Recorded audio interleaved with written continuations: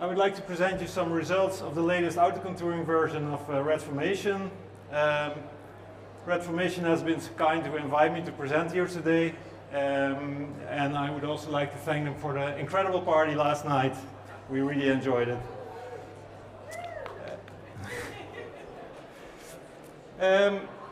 At MAASTRO we've been using commercial auto-contouring already since 2019. We started off with Mirada, and then in 2024 the contract ended because Mirada also stopped support, and we had to search for new auto-contouring products.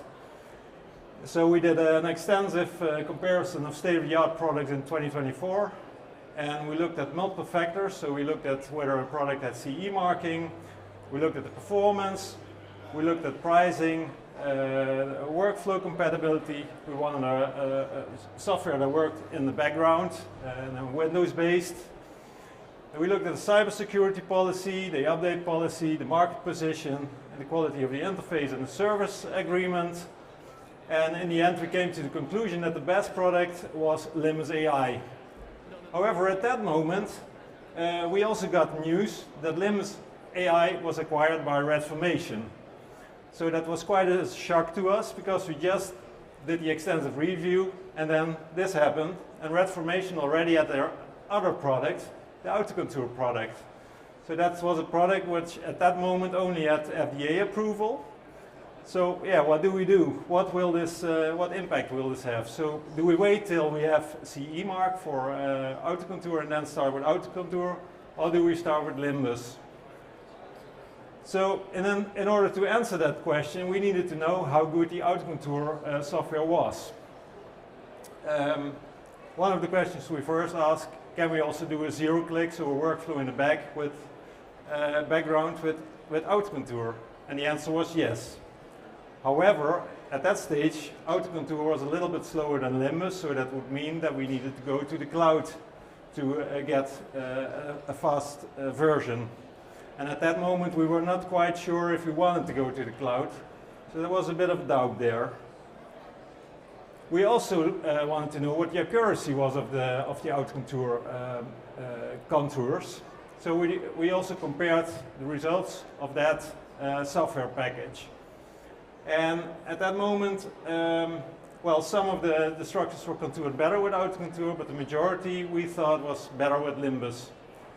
So our conclusion was at that time we need to start with Limbus, and then we see later on if we switch to AutoContour. But of course, then we needed to know, will Limbus AI still be supported by Redformation? Luckily, Redformation quickly came with an answer, and they said to us, well, we're going to support Limbus, and in future there will be a hybrid version which combines the best of Limbus and the best of AutoContour. So the best models from AutoContour combined with the best model from Limbus. And well, a month ago the news came that this version became available and that it had FDA clearance and CE mark. So today I would like to show you what this new version can do and how it compares to the previous or the latest Limbus version. What I looked at was processing speed, so how fast can it contour various patients. I created an overview of where the differences are in terms of models. We had our clinicians qualitatively judge the quality of the contours, the ones we were already using with Limbus, and also the quality of new models. And finally, we looked at other pros and cons of both software products. So for the speed comparison, we installed both Limbus and AutoContour on the same hardware. So we have a server without GPU, 8 cores of CPU, and in the clinic we used 23 structure sets. For each structure set, we took one patient and ran it through both software versions. Of course, we also needed to have the same configuration in both software versions, and it's really easy to create that situation, because you can, by one click of the button, you can import the Limbus configuration in the AutoContour configuration. We ran all 23 patients and we looked at processing speed. So we had the processing speed per template, and we determined how much faster AutoContour was compared to Limbus. So if the speed factor is above 1, then we have a faster calculation than Limbus. If it's below 1, then it's slower. We also looked at the total processing time, so the total time it took to contour all 23 templates, all 23 patients. Here are the results. So on the left column here you see the template, and then you see a column with the times of Limbus for each template, and then the times with the AutoContour on-premise version. It's all in seconds. And what you can see is, if you look at the speed up factor, that it's almost 1 for each template. So this means that we don't lose any speed with the update. What's also important is if you look at the red ones, so those are the templates which take more than 10 minutes of computation time, that there's less templates in red, so it means that the software is better balanced. So the calculation speed is comparable, but it's better divided over all the various templates. If we then look to the cloud version, which is also a zero-click available, then you really see a big speed up. You really see processing times drop to about 2-3 minutes per template. So that's really a major advantage of the new version, because Limbus didn't have any GPU or cloud functionality yet. So speed ups can be even up to 9.3 for the cardiac ablation patients. What's also important to mention, what I already told, is if we look at all the 23 patients, then the cloud version is really fast. It only takes 24 minutes to calculate all these patients versus 3.3 hours with Limbus. And the reason for this is that in the cloud you can do things in parallel, so there's no queue. And this is one of the things we encountered in clinic that sometimes caused some issues, because then one patient was in the queue before a fast palliative case could be calculated. If we then look at the next thing I looked at was which models do actually differ, so which structures are really different in the new version. So what we did, we again took all of our clinical structures and we compared the contours of each of these structures for AutoContour and for Limbus by looking at die scores. So we didn't compare them with the clinical reference, but we compared them to each other.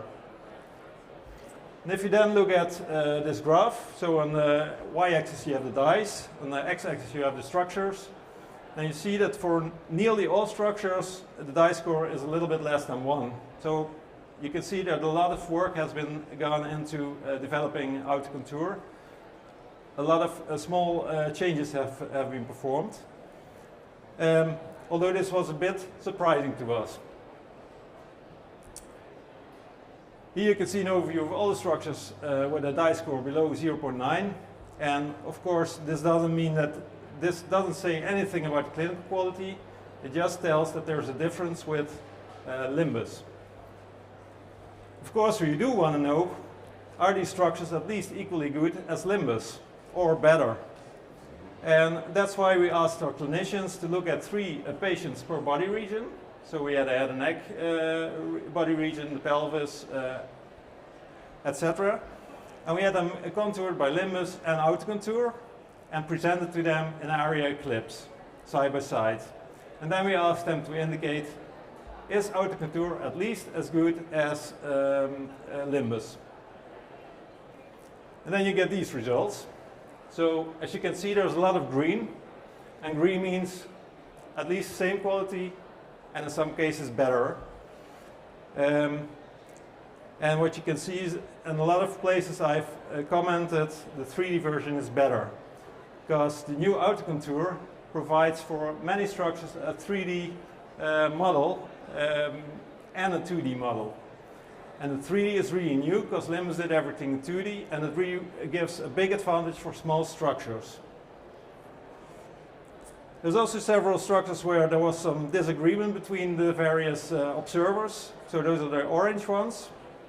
And a few red. So the brachial plexus is a bit worse in AutoContour. And for the aorta base, actually there's no structure, no model available in AutoContour. So actually we're comparing apples to pears on that one. And you can also see that the dye score there is also really low. Besides the structures we were already using in clinic, the new AutoContour also offers several new structures. So for these new structures we asked, could these be valuable to our clinic? And if so, can you indicate whether they are of high quality, so hardly require any editing, or only minor editing, so a score of 1 or 2, or major editing, that's a score of 3, or manual contouring is better than the AutoContour, so that's a score of 4. And also for that, I present you here the results. And you can see a lot of green again, so a lot of high scores, so really good contours. Only a few cases are red, mainly the structures you normally also don't contour on CT, but use on MR, and for those AutoContour also provides MR versions which are really good.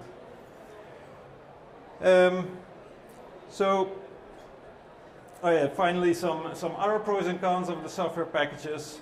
The AutoContour package also gives better logging, so more information regarding the calculations if they went well, and also some indication about the time it really took from the moment the data arrived in the AutoContouring software till the moment that the contours were complete. So it's including the queue time.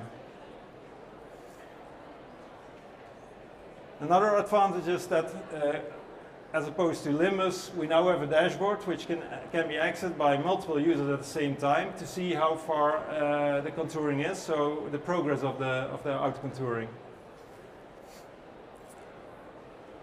Another thing, we now have the possibility to combine structures, so to output some structures. For instance, for breast, we typically have a CTV which is based on 2 levels, so we can now immediately output level 1 and 2 together as one structure. And for some structures, especially also the breast lymph nodes, there's now multiple models which sometimes one model gives better results and sometimes the other model gives better results. We now can simply output both to the end user and allow them to choose for that patient which model suits best. There's also a small downside. It's harder to quickly add multiple structures to create a template in AutoContour. In Limbus that was a bit easier.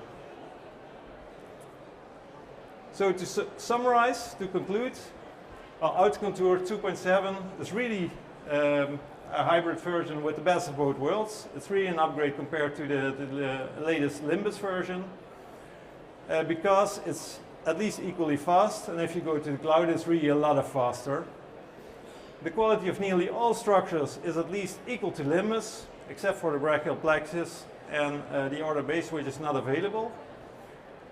Multiple structures have improved, especially the small ones, because now we have 3D models instead of 2D models. And there's also many additional structures of high quality and some extended logging and multi-user access to the dashboard. Of course, there's also some limitations to my evaluation, and that is that we didn't test all additional structures. We only tested those that we thought were now interesting for us in clinic. We only considered 3 patients per body region, so only limited samples included. And we didn't do a quantitative analysis yet. That's something we want to do for the structures where there was some debate on whether they were improved or not. So for instance, the esophagus and the hypothalamus. Well, that concludes my talk. Thanks a lot for joining. If you have questions, please feel free to ask afterwards. Just contact me by email. That's also a possibility. Thanks a lot.